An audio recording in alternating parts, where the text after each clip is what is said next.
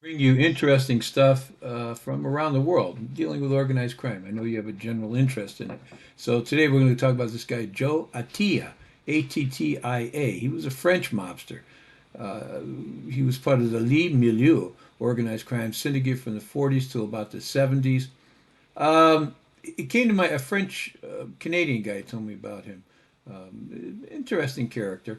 I'm going to goof up these names, but give me points for trying, people. I don't want to hand you the regular crap you get everywhere. You know what I mean? Pasquale shot Pat in the face and blah, blah, blah, blah. Let's try to move around. Anyway, so at age 19, he received his first serious conviction, 2 years in prison for burglary. He completed the sentence and he joined the military. France was in at war with the Nazis, and they sent him to Africa, where he fought as a commando in the Frankish Corps from 1939 to 1940. He apparently was decorated. He fought well. He was discharged. He returned to Paris, became an extortionist, a burglar, a trafficker in just about everything. At that point, he claimed to have fought with the French resistance. There's a lot of people in law enforcement who are skeptical about that claim. I don't know. I don't know. Maybe he did.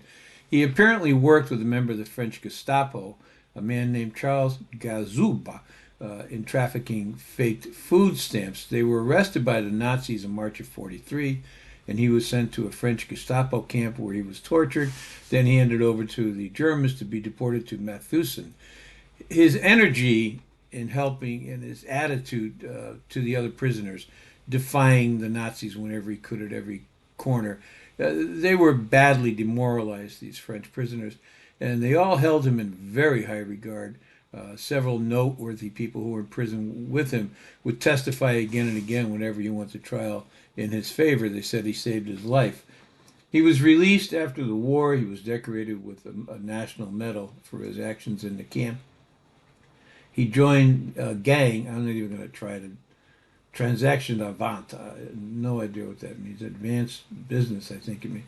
And he may have taken part in several French government intelligence operations, mainly in Morocco, and the ones he did take part in were not successful, probably not his fault. He was arrested and tried on several occasions for extortion, fraud, burglary, possession of weapons, uh, but he was only sentenced lightly compared to the crime, probably because of his connections in the intelligence world. In June of 67, he was released from yet another prison term, and he announced he had cancer of the throat. On November 5, 1969, a small-time gangster named Christian Joubert came into Joe's club. I'm not even going to try to name that club. He killed the barmaid, the son of a bitch, and her friend, kidnapped Nicole Atita, Joe's daughter, and raped her. Jubin was arrested 2 months later. Joe Attia died of cancer in 1972.